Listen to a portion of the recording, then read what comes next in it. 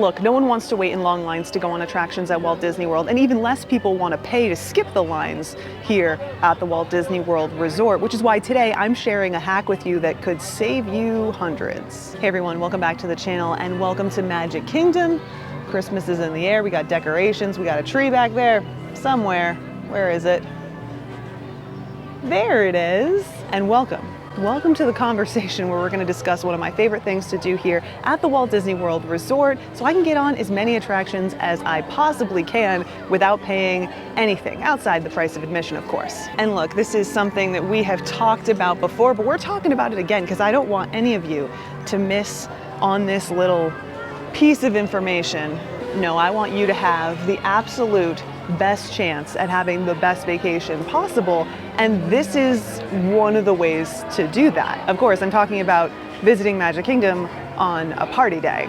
Now, before we go any further, let's take a step back so that we can all be on the same page. So currently it's early November, and that means that Mickey's Very Merry Christmas Party is kicking off. In fact, the day that we're hanging out right now in real time is the first night of the event. Now, Mickey's Very Merry Christmas Party is a special event that happens here at the Magic Kingdom, and it is a separate ticketed event, which means, unfortunately, if you have admission to Magic Kingdom, you cannot get into Mickey's Very Merry Christmas Party. You need to purchase a separate ticket. This event happens on select nights throughout the holiday season, and when it's happening, the park closes at 6 p.m. So it's a rather short day if you are a day guest. And for this very reason, you'll often hear people give advice against visiting the parks on a party day because, you know, you're paying a lot for a ticket to go to Magic Kingdom. You don't want to have your day cut short because the park is closing early. But because so many people take that piece of advice, a lot less people end up coming to the parks, and that means low crowds and low wait times. And I know what some of you are thinking, hold on a second, I mean, the waits might be shorter, the crowds might be lighter, but I'm getting such a short day. How am I gonna do everything that I wanna do? Honestly, you might be surprised, especially if you get here early. Whether you are taking advantage of early park entry or you're just rope dropping as a day guest, the crowds are really, really light. But look, let's take a wander around the park, check some wait times, see what things are looking like on this particular morning. Well, we talk a little bit about this hack of mine, if you will, and also talk about some of the alternatives.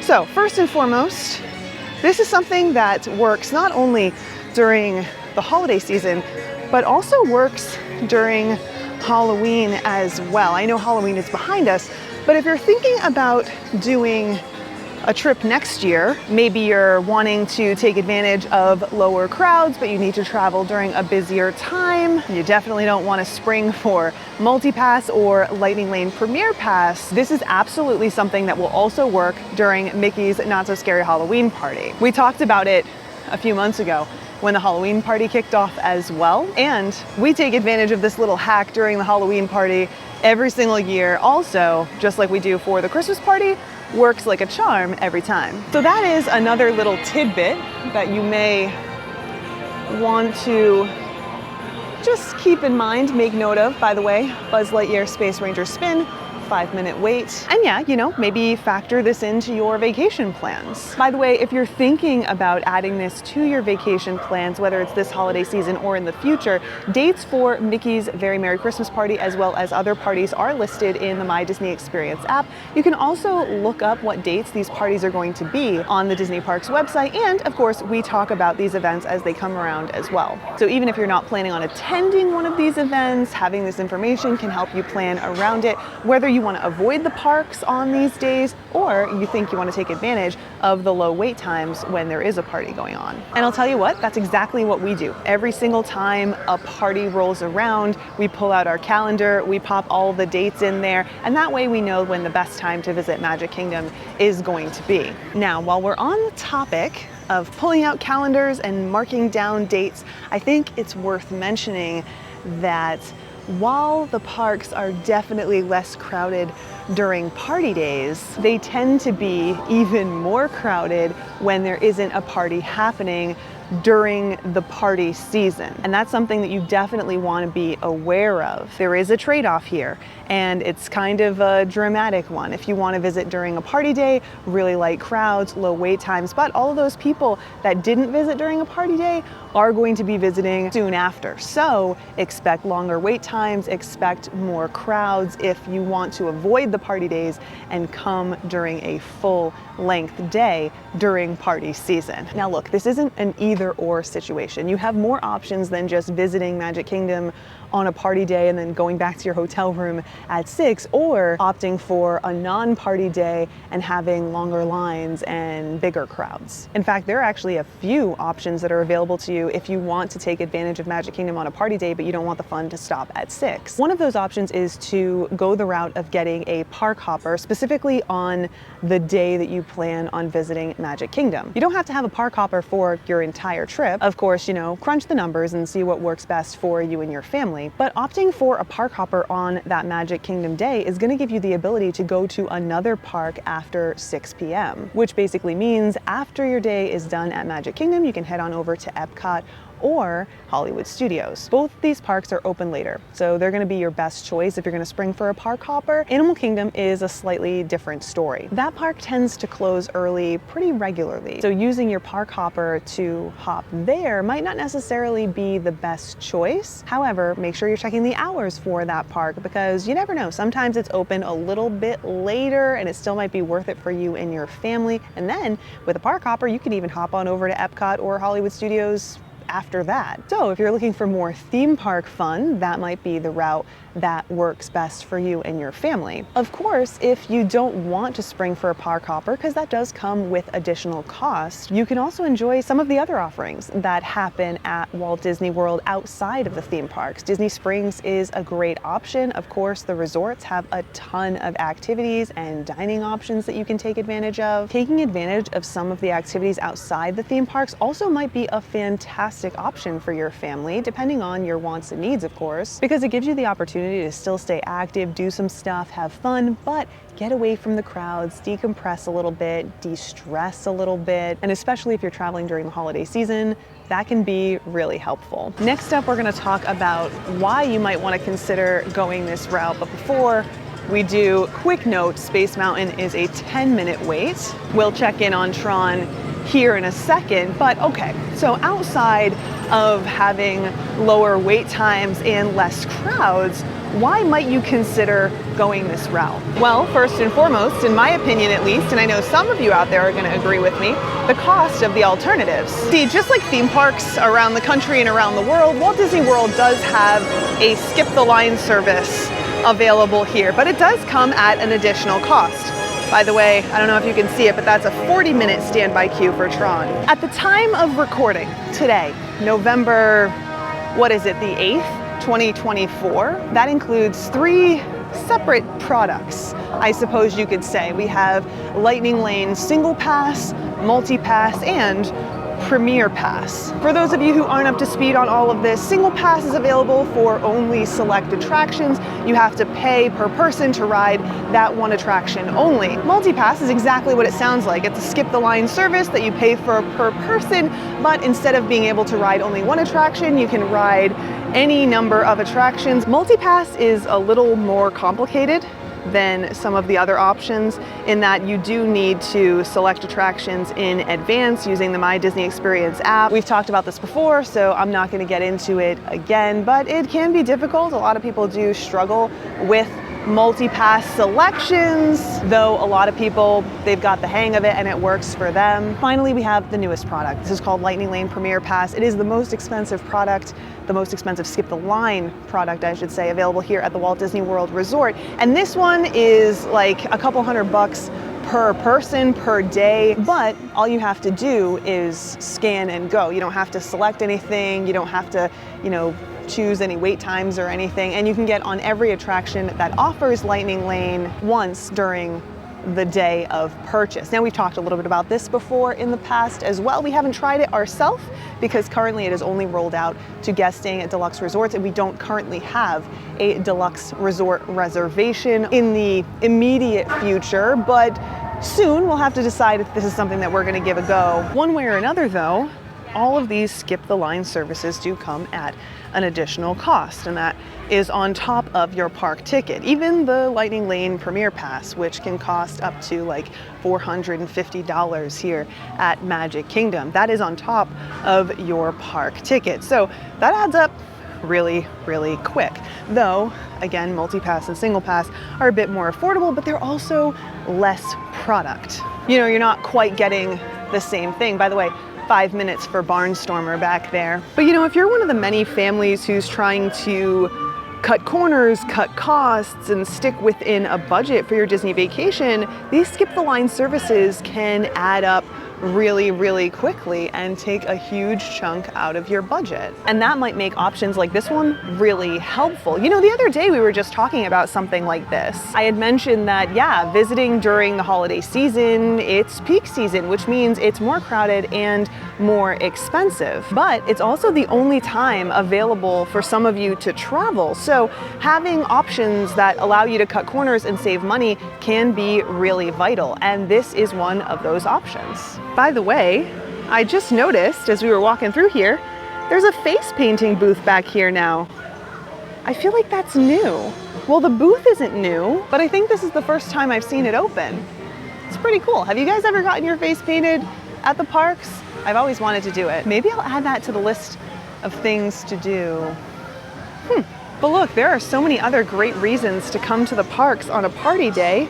By the way, Dumbo is a 5-minute wait. In fact, one of my favorite reasons to be here on a party day is because you can take some time and explore areas that you might not be able to see when there are so many people. You know, it gets a little overwhelming, it's a little crowded, people are kind of blocking things that you didn't even realize they were blocking because you didn't even realize they were there. This is actually one of those spaces we're just across from Ariel's grotto now.